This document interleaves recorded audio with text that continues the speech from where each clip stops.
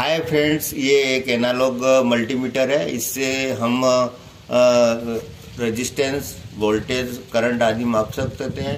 इसके पहले जब हम इसका उपयोग करें उसके पहले इसका जीरो कैलिब्रेशन करेंगे और इसके लिए इसके नॉब को हम रेजिस्टेंस स्केल पे रखेंगे और दोनों लीड्स को मिलाएंगे तो ये कंटिन्यूटी बताएगा। कंटिन्यूटी में ये इसका बैलेंस जीरो पे आना चाहिए, तो ये जीरो कैलिब्रेशन सही स्थिति में है। अब हम वोल्टेज मापना चाहते हैं एसी, तो सबसे पहले हम फेज और न्यूट्रल के मध्य वोल्टेज मापना चाहते हैं। तो इसकी जो नॉब है ये हमने 250 वोल्ट पे रख दी है और यहाँ पर ये 3 फेज और 4 वायर सप्लाई आ रही है, जिसमें टेस्टर के द्वारा हम देख रहे हैं कि ये प्रथम फेज है, ये लाल लाइट जल रही है। फिर ये दूसरा नंबर का फेज है, इसमें भी आउटपुट ये लाल लाइट जल रही है। फिर ये तीसरा फेज है, इसमें भी ये लाइट जल रही है। और ये न्यूट्रल है, इसमें कोई इंडिकेशन नहीं आ रहा है। यानी ये पहला फेज के अंदर इंडिकेशन फेज टेस्टर बताएगा, ये फेज में बता रहा है, ये बता रहा है, परंतु न्यूट्रल में कोई फेज टेस्टर है वो इंडिकेशन नहीं बताता है। तो सर्वप्रथम हम सिंगल फेज सप्लाई चेक करने के लिए 3 फेज की सिंगल फेज सप्लाई चेक करनी है।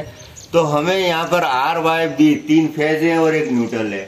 तो फेज और न्यूट्रल, फेज और न्यूट्रल और फेज और न्यूट्रल, इस क्रम में हम वोल्टेज को मापेंगे। तो सबसे पहले ये हमारा मल्टीमीटर की एक नॉब है, हम इसके न्यूट्रल पे फिक्स कर देते हैं, ये न्यूट्रल तार पे, और क्रमशः हम फेज में इसको बदलते रहते हैं।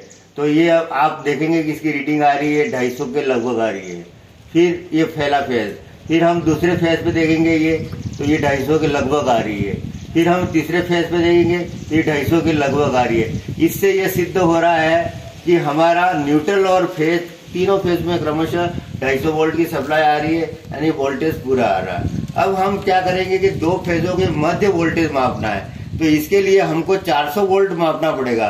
और हमारे पास ये जो मल्टीमीटर है 250 की रेंज पे, तो हम इसको 1000 की रेंज पे रख लेंगे। एसी साइड है, ये एसी वोल्टेज माप रहे हैं, इसलिए इसकी एसी साइड में हमने रखा है। और 1000 की रेंज रखेंगे, मगर यहाँ पे अधिकतम 250 वोल्ट तक है।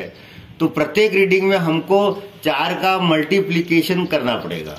तो जैसे पहले 2 फेज है, उसके मध्य हम इस मल्टीमीटर की वोल्टेज स्केल पर ये रखा हुआ है, इसको रखेंगे।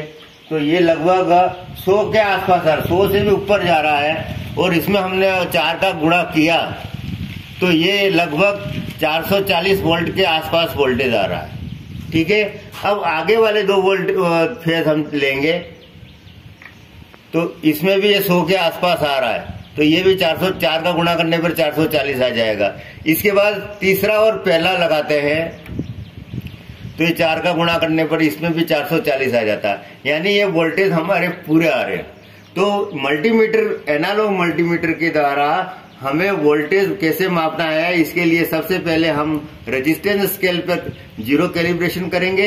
इसके बाद सिंगल फेज सप्लाई के लिए 250 वोल्ट लेके फेज और न्यूट्रल के मध्य में क्रमशः तीनों फेजों के वोल्टेज मापेंगे, तो इक्वल आने चाहिए। और फिर 2 फेजों के मध्य वोल्टेज मापने तो वो 250 से ज्यादा हो जाएंगे, इसलिए हम इसको मल्टीमीटर की रेंज को 1000 या 500 पे रख देंगे।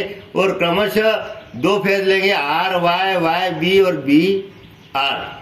इस तरह से उन तीनों में 440 के आसपास वोल्टेज आएंगे। तो इस तरह से हम एनालॉग मल्टीमीटर के द्वारा आज हमने ये एक्सपेरिमेंट किया कि सिंगल फेज सप्लाई मापना और 3 फेज सप्लाई मापना।